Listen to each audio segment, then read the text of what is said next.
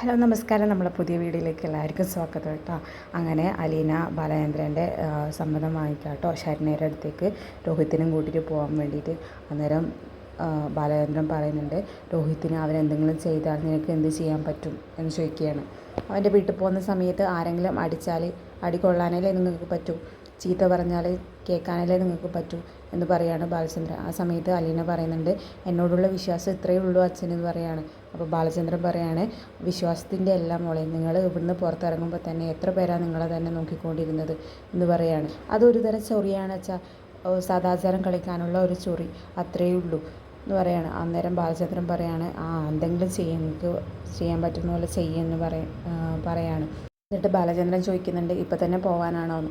അന്നേരം അലീന പറയുന്നുണ്ട്, അച്ഛനെ സമ്മതം തന്നാൽ ഇപ്പം തന്നെ പോകാമെന്ന് വിചാരിക്കുന്നു എന്ന് പറയുന്നുണ്ട്. അന്നേരം മേലെ കയറുമ്പോൾ അലീന പറയുന്നുണ്ട്, ഒന്ന് രോഹിത്തിനെയും കൂടി വിളിക്കണേ എന്നൊക്കെ പറയുന്നുണ്ട്.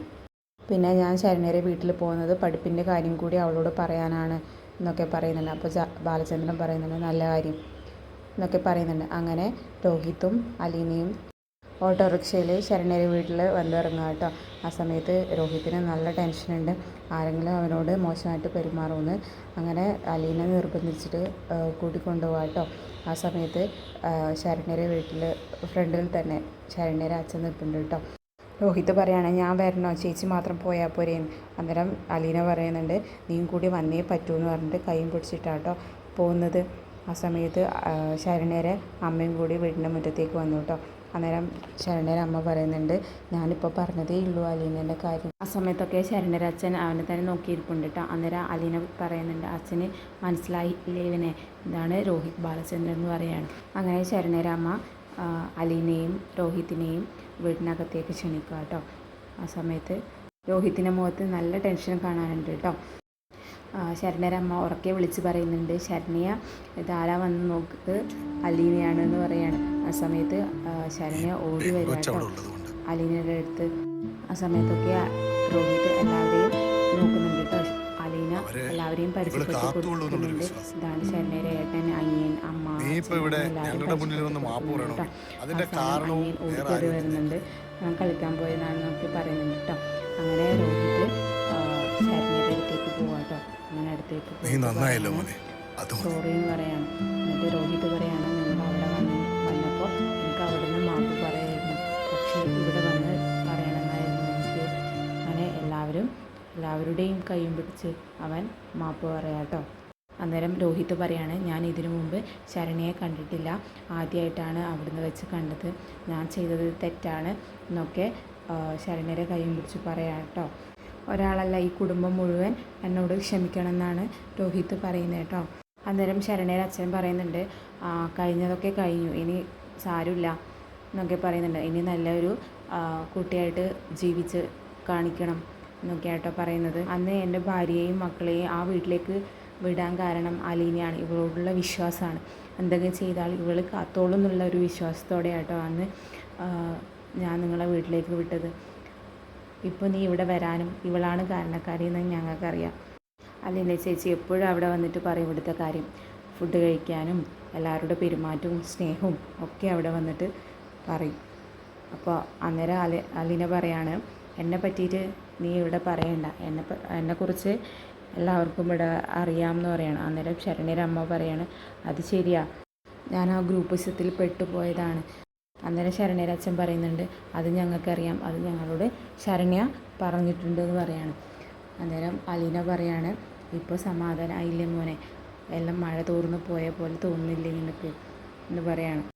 എന്നിട്ട് ശരണ്യ അലീനയും കൂട്ടിയത് റൂമിലേക്ക് പോവാം കേട്ടോ. അന്നേരം അലീന പറയുന്നുണ്ട്, അയ്യോ ഞാൻ കുറച്ചുകൂടി വർത്തമാനം പറയട്ടെ എന്ന്. അന്നേരം ശരണ്യ പറയുന്നുണ്ട്, അത് ഇവർ പറഞ്ഞോളൂ, നമുക്ക് അപ്പുറത്ത് പോയിട്ട് വർത്തമാനം പറയാമെന്നൊക്കെ പറയുന്നുണ്ട് കേട്ടോ. ഈ സമയത്തൊക്കെ ഗോപൻ മിണ്ടാണ്ടിരിക്കുന്നുണ്ട് കേട്ടോ. എന്ത് പറയണം എന്ത് ചെയ്യണം ഒന്നും അറിയാണ്ട് അവരെ തന്നെ നോക്കിയിരിപ്പുണ്ട്, ആരോടും ഒന്നും സംസാരിക്കാണ്ട്. അങ്ങനെ ശരണ്യ അലീനയും കൂട്ടിയിട്ട് റൂമിലേക്ക് പോവാം കേട്ടോ. അന്നേരം ശരണ്യയുടെ അച്ഛൻ പറയുന്നുണ്ട്, അനിയനോട് ഒന്ന് കസേര എടുത്ത് കൊടുക്കടാന്ന് പറയുന്നുണ്ട്. അങ്ങനെ കസേര എടുത്തിട്ട് വന്നിട്ട് അവന് ഇരിക്കാൻ വേണ്ടി പറയാം കേട്ടോ രോഹിത്തിനോട്. പിന്നെ കാണിക്കുന്നത് അലീനയും ശരണ്യയാട്ടോ. അവരൊരു റൂമിലിരുന്ന് അവർ സംസാരിക്കുന്നതാണ് കാണിക്കുന്നത്. ശരണ്യ പറയാണ്, ചേച്ചിനെ കാണുമ്പോൾ എനിക്ക് കാണുമ്പോൾ സ്നേഹം കൂടി വരികയാണ് പറയാണ്. അന്നേരം അലീന പറയാണ് എനിക്ക് മാന്തി പൊളിക്കാനാണ് തോന്നിയെന്ന് പറയാണ്. അന്നേരം ശരണ്യ പറയുന്നുണ്ട് പൊളിച്ചോട് ഞാൻ കൈ നീട്ടിയിരിക്കുകയെന്ന് പറയാണ്. അങ്ങനെ അവരുടെ സ്നേഹപ്രകടനം അങ്ങനെ റൂമിൽ നടക്കാം കേട്ടോ. അന്നേരം അലീന പറയുന്നുണ്ട് ഇനി നിൻ്റെ നെക്സ്റ്റ് സ്റ്റെപ്പ് പഠിത്തമാണ്, എങ്ങനെയുണ്ട് കോളേജിൽ പോയി തുടങ്ങിയോ എന്നൊക്കെ പറയാണ്. അന്നേരം ശരണ്യ പറയാണ് ഞാൻ കോളേജിൽ പോയി തുടങ്ങി, അറ്റൻഡൻസ് ഷോർട്ടേജ് ഉണ്ട്, അത് ശരിയാക്കി തരാമെന്ന് മാം പറഞ്ഞിട്ടുണ്ട് എന്നൊക്കെ പറയാണ്. എന്നെ തോൽപ്പിക്കാൻ നീ സമ്മതിക്കരുതെന്ന് പറയാണ്. എന്നിട്ട് ശരണ്യ പറയാണ് ഇല്ല ചേച്ചി എന്തായാലും ജയിക്കും, എനിക്ക് ഫുൾ മാർക്കായിരിക്കും എന്നൊക്കെ പറയാണ്. അത് കഴിഞ്ഞ് രോഹിത്തിനെയും ശരണ്യരെ അനിയനെയും ഒക്കെ കാണിക്കുന്നവർ വർത്തമാനം പറഞ്ഞുകൊണ്ടിരിക്കുന്നുണ്ട് ക്രിക്കറ്റിൻ്റെ കാര്യങ്ങളൊക്കെ. ആ സമയത്ത് അച്ഛൻ പലഹാരമായിട്ട് പുറത്തുനിന്ന് വരുന്നുണ്ട് കേട്ടോ. അത് അമ്മക്ക് കൊടുക്കുന്നുണ്ട്. അമ്മ ചായയും കൊണ്ട് അവർക്ക് കൊടുക്കുന്നുണ്ട്. അങ്ങനെ വർത്തമാനം പറഞ്ഞുകൊണ്ടിരിക്കുക കേട്ടോ. അങ്ങനെ പലഹാരം രോഹിത്തിൻ്റെ മുന്നിലേക്ക് വെക്കുക കേട്ടോ. അന്നേരം രോഹിത്ത് പറയുന്നുണ്ട് വേണ്ട, ഇതൊന്നും വേണ്ട എന്ന് പറയാണ്. അന്നേരം ശരണ്യരെ അമ്മ പറയാണ് ചേട്ടൻ വാങ്ങിച്ച് കൊണ്ടുവന്നാണ്, കഴിച്ചേ പറ്റൂ എന്ന് പറയാണ്. ആ സമയത്ത് ശരണ്യനെയും കൂട്ടിയിട്ട് അലീന വരികയാണ് കേട്ടോ.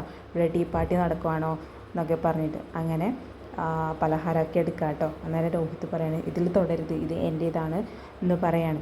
അന്നേരം അലീന പറയാണ് ഇത് ഒന്ന് നിനക്ക്, ബാക്കിയെല്ലാം ബാക്കിയുള്ളവർക്കാണെന്ന് പറയാണ്. അങ്ങനെ ചായയും പലഹാരമൊക്കെ കൊടുക്കുക കേട്ടോ. അതിനുശേഷം അലീന പറയാണ് ഞങ്ങൾ വന്നത് വേറൊരു കാരണം കൂടിയുണ്ട് എന്ന് പറയാണ്. അത് ശരണ്യരെ പഠിത്തമാണ്. നീ നന്നായിട്ട് പഠിക്കണം, പഠിച്ചിട്ട് നിനക്ക് പറ്റാവുന്ന ജോലി നീ മേടിക്കണം. കാശിൻ്റെ കാര്യം ആലോചിച്ചിട്ട് നീ പേടിക്കുകയും വേണ്ട, ഞാൻ പാലായിൽ നിന്ന് പോയാലും നിനക്കുള്ള പൈസ ഇവിടെ എത്തിയിരിക്കുമെന്ന് പറയാണ്. ആ സമയത്ത് ശരണേരെയും ആ കുടുംബത്തിൻ്റെയും ഫേസ് എന്തോ പോലെ ആയിട്ടോ. അതിനു വേണ്ടിയാണ് രോഹിത്തിനെ കൂട്ടിക്കൊണ്ട് വന്നത്. ഞാൻ പോയാലും ഇവിടെ പണത്തിൻ്റെ കുറവൊന്നും ഉണ്ടാവാൻ പാടില്ല എന്ന് പറയാണ്. അപ്പോൾ എല്ലാവരും മുഖം വാടിയിട്ടോ.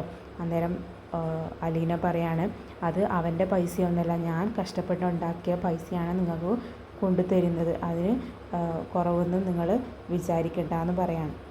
ഇനി പഠിത്തമാണ് നീ ഒന്നാമതായിട്ട് കാണേണ്ടത്. അന്നേരം ശരണയൊക്കെ പറയുന്നത് എന്തിനാ ചേച്ചി ഇവിടുന്ന് പോകുന്നത്, എനിക്ക് ചേച്ചിയെ കാണണ്ടേ എന്നൊക്കെ പറയുന്നുണ്ട്. അങ്ങനെ അവരെ സംസാരമൊക്കെ കഴിഞ്ഞിട്ട് അവർ വീട്ടിലേക്ക് വരും കേട്ടോ. ആ സമയത്ത് കൃഷ്ണമോള് ചായ എടുത്ത് പുറത്തിരിപ്പുണ്ട് കേട്ടോ.